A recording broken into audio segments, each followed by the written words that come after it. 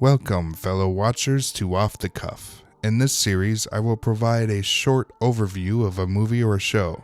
After a quick synopsis of that installment, I will cover details or moments that I find particularly interesting. I will not give spoilers to future episodes or installments in this series. I will only reference events taking place before the episode or the movie that I discuss. Welcome, fellow watchers, to my overview of Season 1 of Episode 3 of Buffy the Vampire Slayer, titled, "A Witch! She's a Witch!" In this episode, Buffy decides to try out for cheerleading because she wants to do something normal and safe with her life. I just want to have a life. I want to do something normal. Something safe. There is a very quick scene of a cauldron and someone throwing herbs into it, and then a Barbie doll. During the tryouts, the most skilled tryout competitor, Amber, suddenly bursts into flames. Oh my gosh! Amy is also trying out and meets up with Willow and Buffy to discuss how nervous she is. She mentions that she practices with her mother several hours a day. When her mom went to Sunnydale High, she was a trophy-winning cheerleader. Her mom's kinda Nazi-like. If she gains an ounce, she padlocks the fridge and won't eat anything but broth. But Amy's nice. We used to hang in junior high. When her mom would go on a broth kick, Amy'd come over to my house and we'd stuff ourselves with brownies. However, during the tryouts, Amy does terribly, awkwardly running into none other than Cordelia during a simple cartwheel. If your supreme klutziness out there today takes me out of the running, you're gonna be so very beyond sorry. Amy doesn't make the cut and becomes an alternate. Cordelia made it though. Of course she did. Cordelia gets possessed soon after and almost dies while walking in front of a moving truck. Buffy saves her, but obviously there's something screwy going on. Oh God, what's happening? I can't see anything. I mean, look at those eyes. What the heck?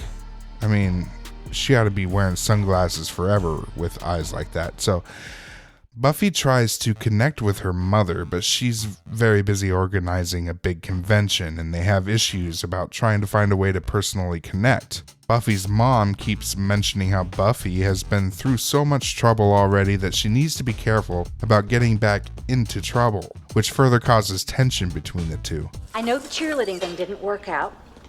Maybe you should think about joining the yearbook staff. I did it. It was a lot of fun.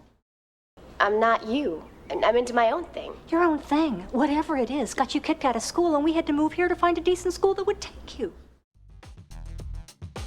Giles determines that this is a form of witchcraft for these strange goings-ons. Witchcraft. Blinding your enemy to disorient and disable them is classic. Buffy quickly determines that Amy is the spellcaster, and during science class, the team make their own spell and pour a solution on Amy. Her skin turns blue, and that marks her as the one who cast the spell on Cordelia and Amber. The next morning, Buffy gets possessed with odd behavior and is kicked off the team. We better get her out of there. Yeah, before she hurts someone. Amy takes over Buffy's spot on the team. Oh. Huh. Amy moved up again. They can't help her. This is a Bloodstone vengeance spell. A vengeance spell like she's trying to get even with Buffy? Because she knows I know she's a witch. The other, she just wanted out of the running. With you, she intends to, Kill. Giles and Buffy go to Amy's house, and the mother answers the door. The mother is telling them to leave, but Giles goes absolute bonkers on her and shows a set of balls that would demolish an entire building. You've got to go. She's going to be home soon, and you... This girl is very sick. Now you will shut up and you will listen to me. Whoa. Don't get in this guy's way if Buffy is in trouble. Man. Woo. Amy'd come over to my house and we'd stuff ourselves with brownies. However, it turns out it was a body switch. Amy is in her mother's body. There's the twist. Giles takes Buffy and the spellbook to the high school science lab, where Giles is able to reverse the curse. The evil mother returns and tries to cast a final spell to dispel Buffy. However, Buffy kicks a metal tray and the spell bounces back onto Mother, and she's stuck inside her trophy forever. The end.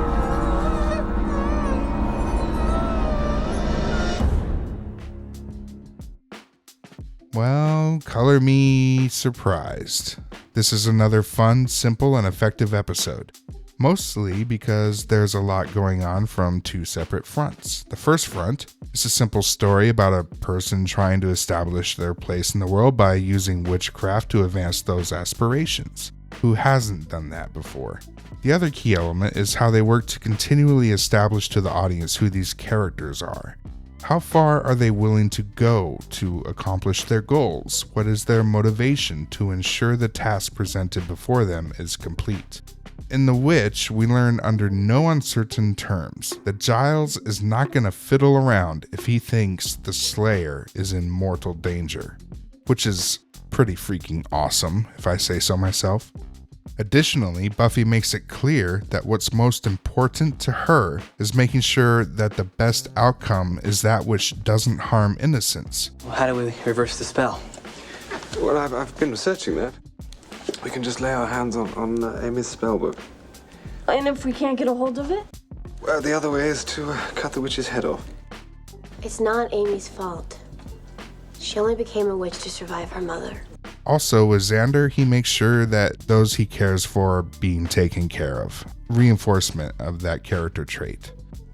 Well, the other way is to cut the witch's head off. Show of hands. She only became a witch to survive her mother. Look, I don't care why, I just care that you go on breathing. And finally, there is a twist to an expected narrative that brings all the subtle clues together in the final act. It's always fun when something like that is done well. And in this episode, it's pretty serviceably well done. So this is one of many episodes that will specify particular notes of mention that happens to make astute viewers understand that there's a lot of character establishment even this early in the series. So what lessons have been learned in this episode? Giles will go ballistic if you hurt Buffy. Xander sticks with the team and will stop at nothing to keep them safe. Willow is really smart again and becomes an essential partner to Giles to help solve mysteries.